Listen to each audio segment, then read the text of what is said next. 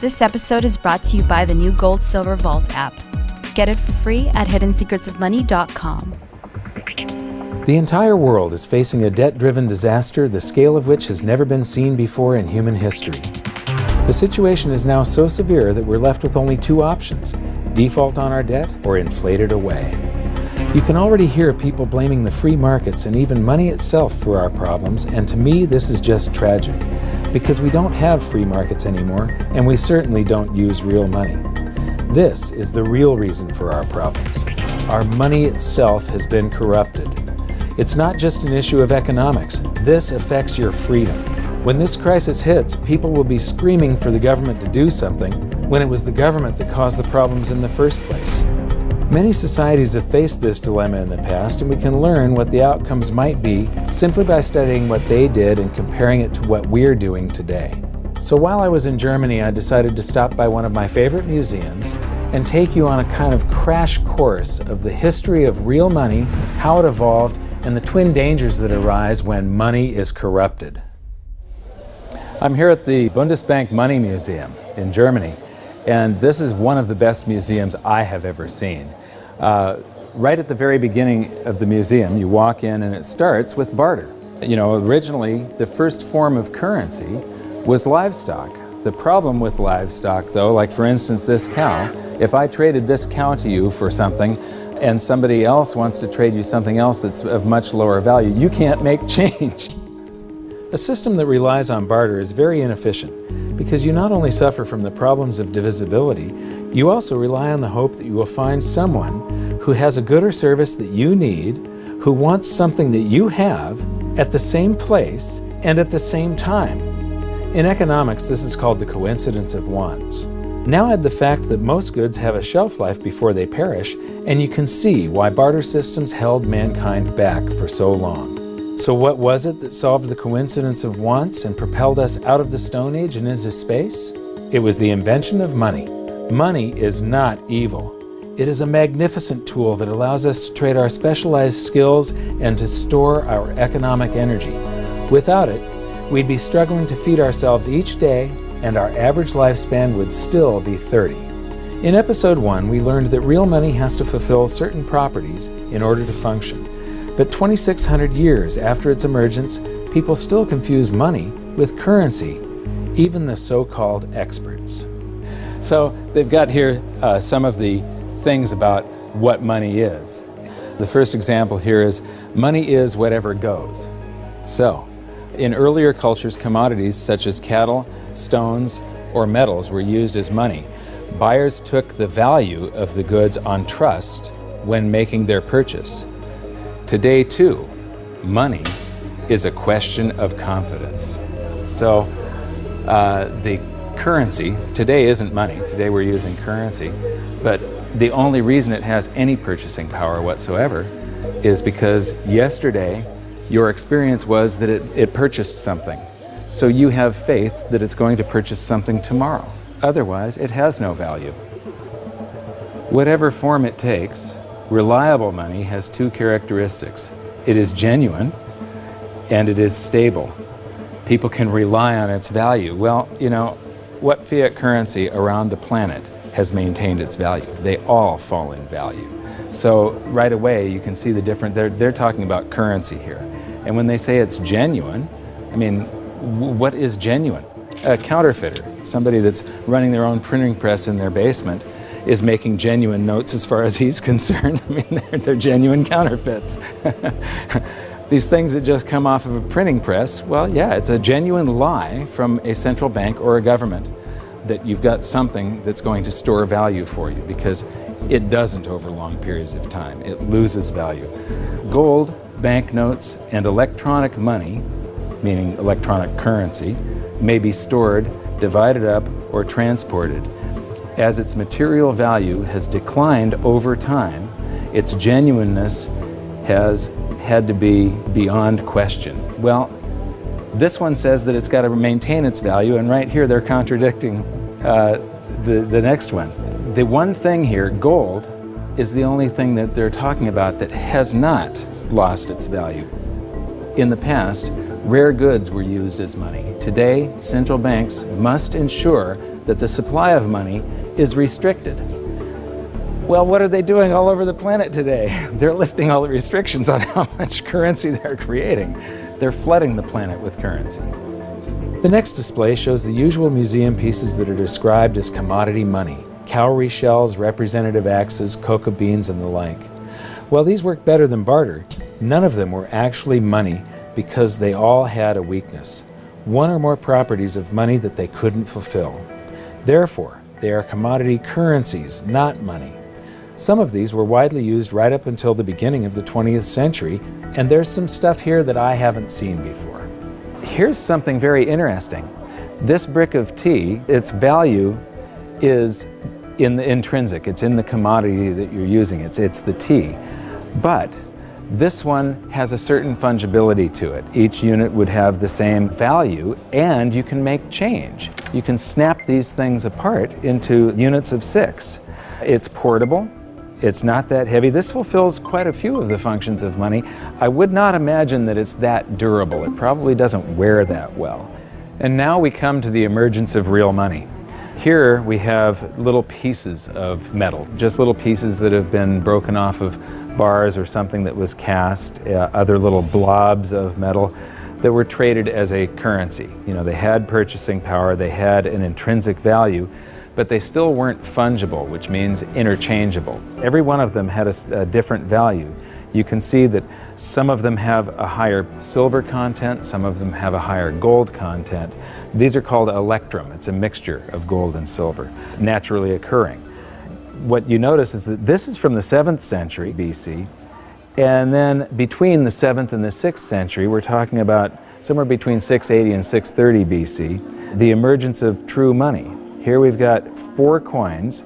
The large one is a 1/3 stater coin, and the other 3 are 1/6 stater coins. Each unit is interchangeable. It's now a unit of account.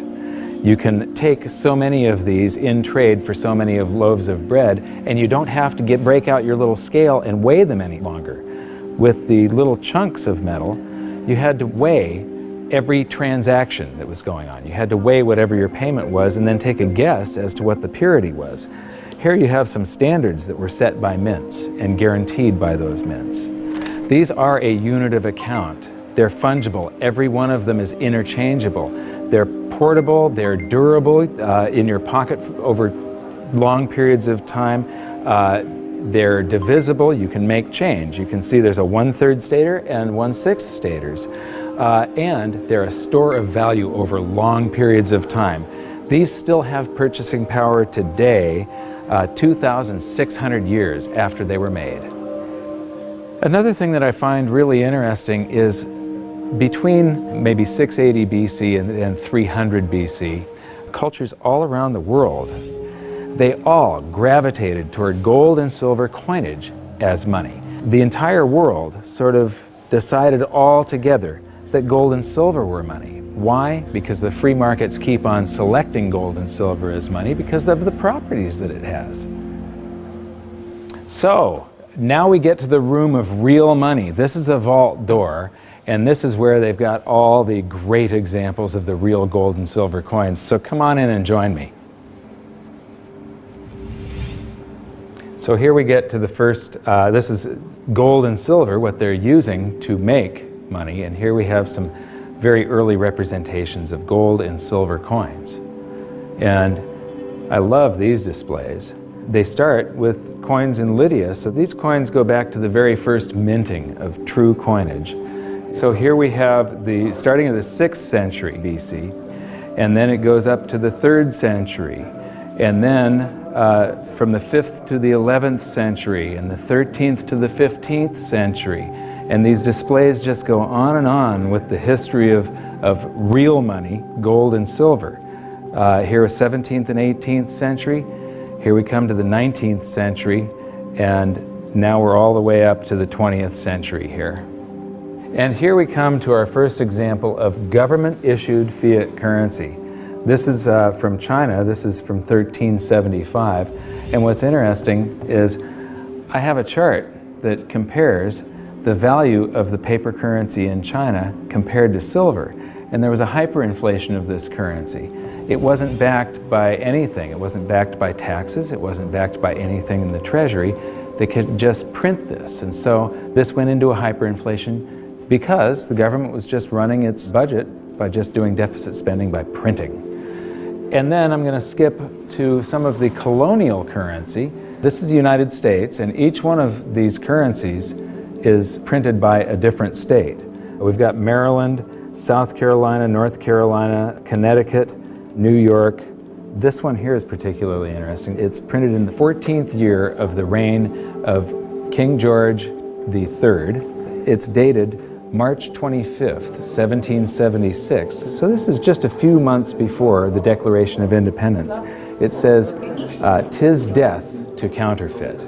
But this was printed just before we started coming out with the continental dollar, which went into a hyperinflation because of pure deficit spending on the Revolutionary War. And so this is the wall where real money gets corrupted. This is where it all turns to paper, which sometimes is backed by something, but it can be a lie. They can print more than they have of the stuff to back it. As we learned in episode 2, one of the first things a country does at the outbreak of war is to suspend redemption rights so that their currency is no longer redeemable in gold. This is exactly what Germany did before World War I. After losing the war, they suffered through one of the worst hyperinflations on record when they were burdened with massive reparation payments to France and the Allies. These heavy penalties stifled the German economy and brought it to a standstill, leaving the country with the same two choices all indebted nations have faced throughout history: default on their debt or inflate it away. Defaulting was not a viable option, as they were completely impoverished, weakened, and surrounded by armed forces ready to take their land. Since their currency was no longer tied to gold, it was decided to light up the printing presses and inflate their way out, paying the debts with new currency created out of thin air. This had drastic consequences. Check out some of this Weimar currency. The display starts with 1 mark that actually purchased something, but soon the notes rise to the thousands, then the millions, then the billions, and finally the trillions. It's mind-blowing. You'll notice that I'm laughing a little bit as we move through the museum, but I'm not laughing at the people. I'm laughing at the stupidity of central banks and of governments and how we never seem to learn from history. Okay, this is an example of different currencies used during the hyperinflation, and they call some of it inflation money and emergency money. This is interesting. They figured the way out of hyperinflation was to print more. So in 1923, the value of money fell by 50% or more per day. So that means prices are doubling every day if it's falling by 50%. Nearly everyone spent their money as quickly as possible on bread, shares, and other safe assets. Well, I don't consider shares safe assets. Actually, the stock market did not keep up with the inflation. However, this rapid circulation only served to stoke inflation even further. That's the function of velocity of money. It's just when velocity picks up, it's just like expanding the quantity. It's got the same effect. At the end, even 144 printing companies working for the Reichsbank could not keep up with the demand for banknotes. Emergency money issued by cities, local authorities, as well as banks and other enterprises started being circulated. So everybody was issuing currency to add to the currency that the government was printing like crazy. Although banknotes with face values of trillions of marks were issued, the vast demand for money, that's not correct, the vast demand for currency led to a paper shortage. Printers used anything that could be found, including wool, wood, and silk. So here's some example of wood, wool, and silk currencies over here.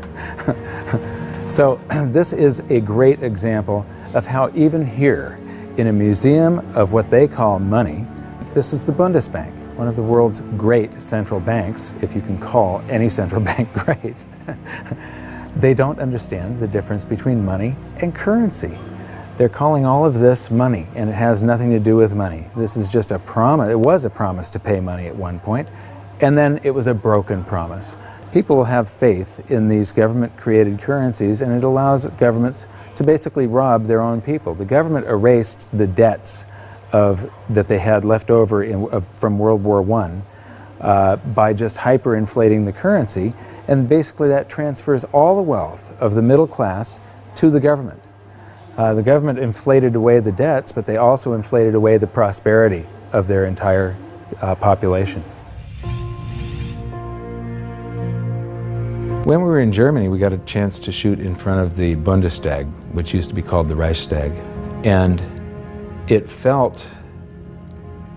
it's very, very significant in that out of monetary crisis, you very often see the political landscape change dramatically. It's the middle class of a country that defines the country with their vote. They're the largest sector of any country, about 70%. And a currency crisis like a hyperinflation wipes out and impoverishes the middle class. And they become filled with fear. And it's very easy for somebody to come in and prey on that fear. And dictators arise out of hyperinflation. And this is one of my greatest fears as far as the United States goes. I think that we all have to be very, very careful and very watchful for what happens in the future. A few years ago, I was interviewing Congressman Ron Paul, and he said, I think that there's going to be a financial collapse before they come around to thinking seriously about monetary policy. But the real thing we have to worry about is not the loss of our wealth. It's the rise of a dictator. It's the loss of our freedom. And what's interesting is the rise of Hitler. There were 2 times where he played on the public sphere. He could never have come to power had there not been a hyperinflation back in 1923. Just 1 week before the end of that hyperinflation, that's when Hitler made his first big public appearance. Playing to the public fear, Hitler and his stormtroopers took over a beer hall called the Bürgerbrau Keller that seats around 3,000 people. And he took the stage by gunpoint, and to this literally captive audience, he gave the speech that would change the world. Because of the hyperinflation, the audience had been recently impoverished. Their wealth had been stolen by the government running the printing presses. And so they're all scared. He offers them a scapegoat and tells them he's got the way out. He became very popular after that, and the very next day, the people that were listening to him followed him in an attempt to overthrow the government. He was arrested, tried, and convicted of high treason and served time. While he was in jail, he was provided with a private secretary, Rudolf Hess, and he actually wrote about half of Mein Kampf while he was serving time. But once the economy started to recover, Hitler lost that leverage, that power. He could no longer play on the fear of the public once the economic situation had changed. By the middle of the Roaring '20s, he had become a joke. The Nazi Party had gone to less than 2% of the vote. Then along came the Great Depression, and Hitler seized this opportunity again. He was the first politician to actually campaign by aircraft, hitting multiple cities in a single day.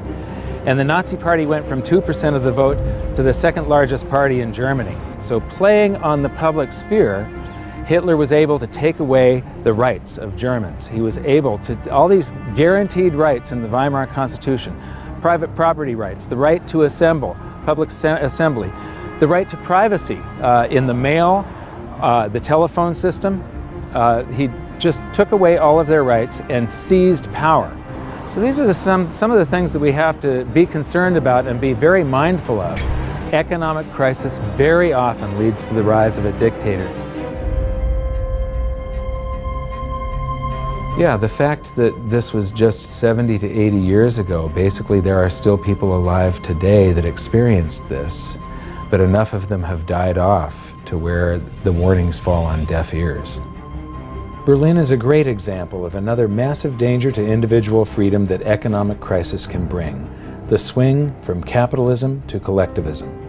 After World War II, the city was basically divided in half, the West being capitalist and the East communist. Germany was reunified in 1990, but even this short period of separation showed the vastly different levels of prosperity that the two systems achieved. So this is the famous checkpoint Charlie, and what's interesting is how quickly an economy can heal.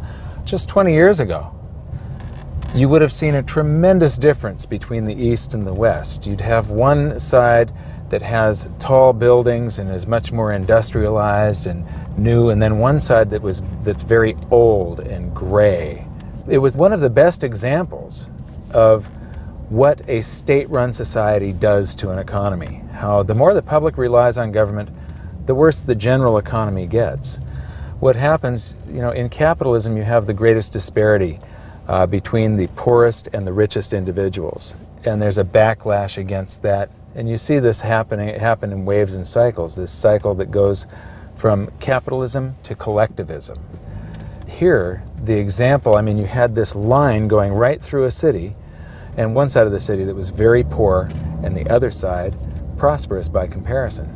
Now, when we go toward collectivism, they want to eliminate this great disparity between the poorest and the richest individuals.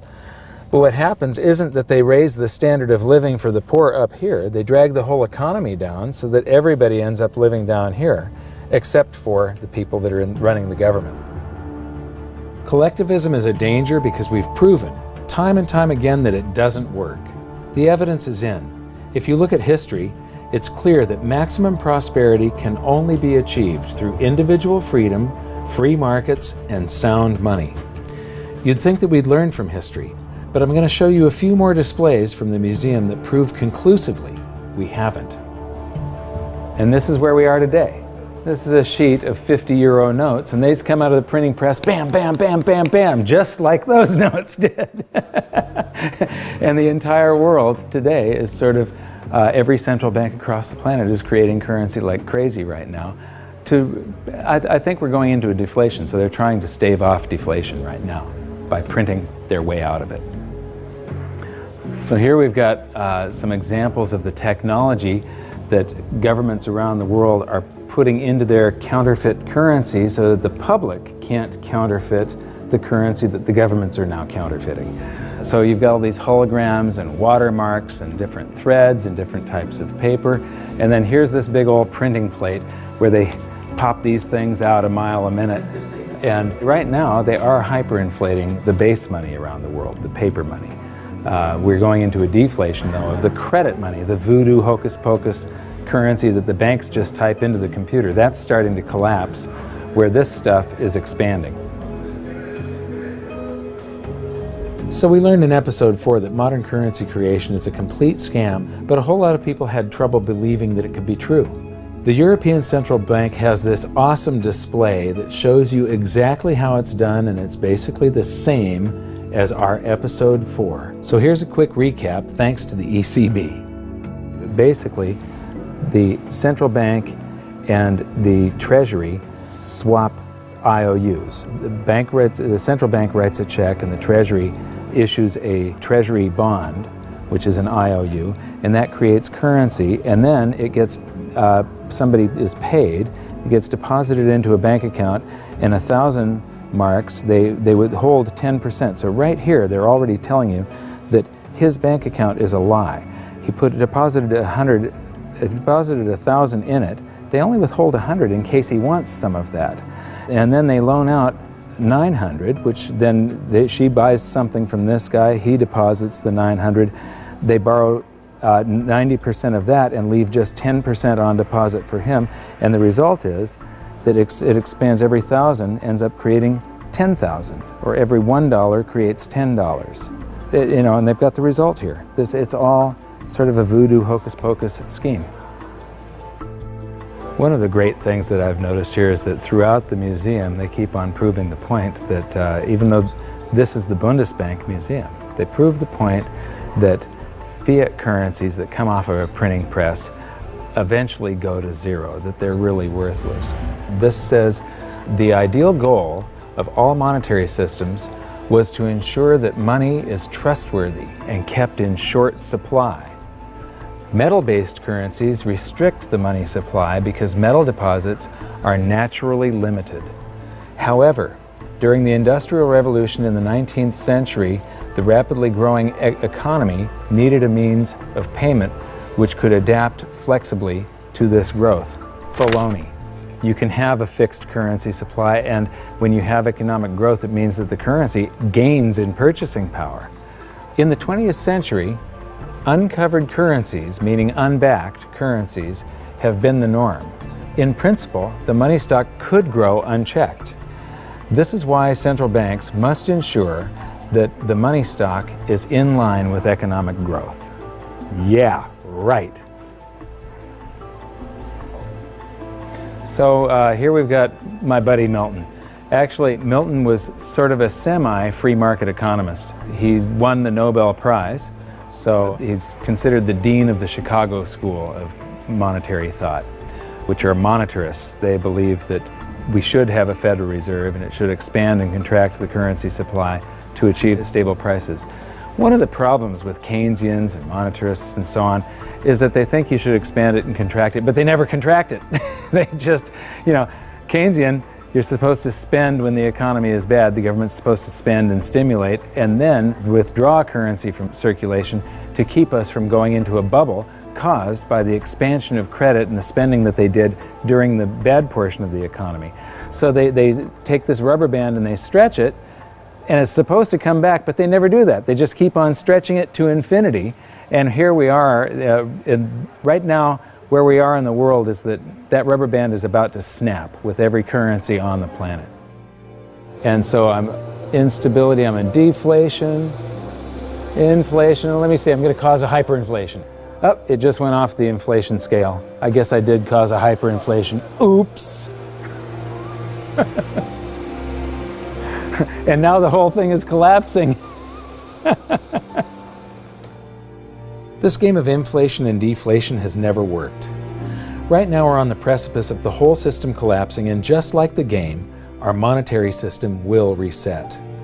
This is where the twin dangers we learned about may rear their ugly heads, so it's up to all of us to learn from history.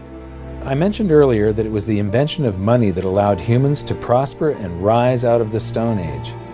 But money is only part of the equation. What use is money if you don't have freedom? So what's going to happen? Will we default or inflate our way out of the mess we're in? Since 2005, I've been stating publicly, and I also wrote in my book, that I believe we're headed toward a series of events involving a short-term deflation followed by a big inflation or hyperinflation. If you really want to learn how this inflation might affect you and your family, join me at hiddensecretsofmoney.com for this episode's exclusive presentation. It's a special video that shows where I believe we are on this economic roller coaster of a ride and how I think it'll play out. So for now, what can you do? 1. Share this video on social media and subscribe to our YouTube channel. 2. Educate yourself by watching the rest of this series. And 3. Take action to protect yourself and your family. Learn what you can do at hiddensecretsofmoney.com. I'll see you there.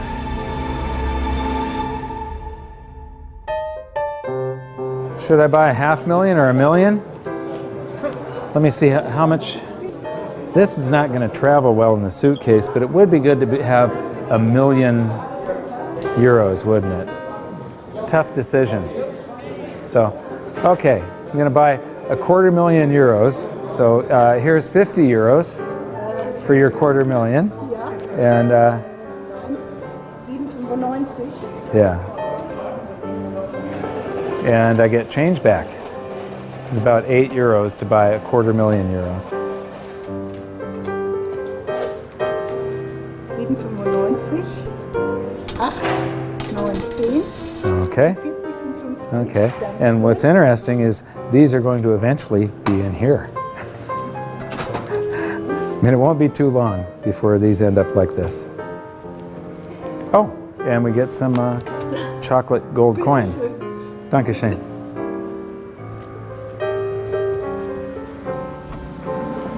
So that's our tour of one of the best monetary museums I've seen so far. But what amazes me is that they still just don't get it. This episode was brought to you by the new Gold Silver Vault app. Get the latest silver and gold prices, news, videos, and track your holdings using the virtual vault feature all in the palm of your hand. Get it for free at hiddensecretsofmoney.com.